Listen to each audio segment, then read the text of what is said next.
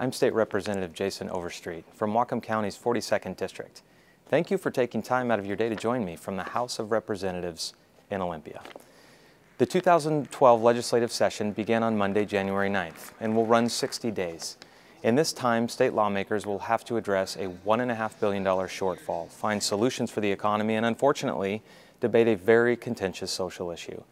You might be wondering why our state budget problem persists, why we have shortfalls every year. The simple truth, unlike so many families and businesses in these tough times, the Democrats and governor refuse to adjust to economic realities, all the while making new promises and either suspending or ignoring the old ones. In fact, they would have you believe that the national economy is solely to blame for all of our state budget woes, but this is simply not true. From 2005 to 2007, state spending exploded.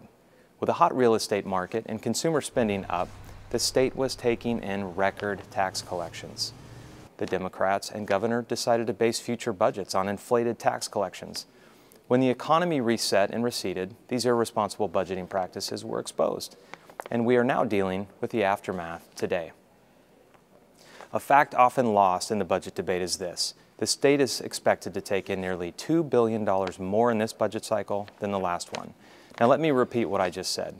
Even after $2 billion in reductions, the state is still expected to grow by 7%, or roughly $2 billion over the last budget cycle. How many families and businesses would like to be in this position? But it's not enough for state government. In fact, the Democrats and governor actually want more of your money in these tough times. Some of their ideas include a state sales tax increase, an income tax, a state property tax increase, a state capital gains tax, and a massive tax increase on our refineries in Whatcom County that provide so many amazing family wage jobs. And to add insult to injury, the governor is now challenging the Taxpayer Protection Act, an initiative that has been approved by voters 4 times. Nearly 64% of voters supported it in 2010. I have a different view when it comes to the budget and your taxes.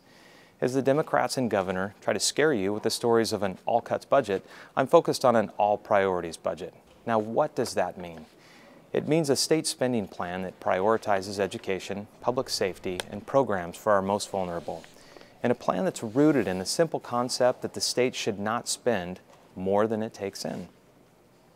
Setting priorities means committing to government reform, truly committing to government reform. A good starting point for reform is this: if the service can be found in the yellow pages, the state probably shouldn't be doing it. A couple of examples: the state printer's office, the state mail service, and IT services. We also need to eliminate waste and fraud in state government. I commend State Auditor Brian Sontag, a Democrat, for his work in identifying billions of dollars of wasteful government spending. Now, a couple of solutions. Doubling the small business B&O tax credit, delaying the expensive changes to the state energy code, requiring state permit decisions be made in 90 days so that we can get our folks back to work. A moratorium on rulemaking. Rulemaking is crushing the business owner.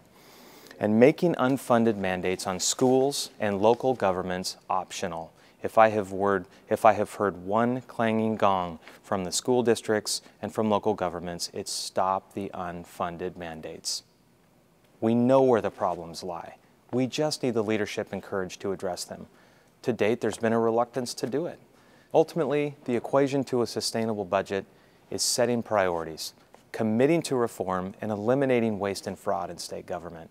And the other side of this equation is strengthening the economy through less government, lower taxes, and more freedom to create, innovate, and produce. In the months to come, I will be sharing more ideas with you. Along the way, I welcome your views and feedback. Please know I am always just an email or phone call away. I'm State Representative Jason Overstreet. It's an honor and a privilege to serve the people of the 42nd District. God bless you, your family, and the great state of Washington.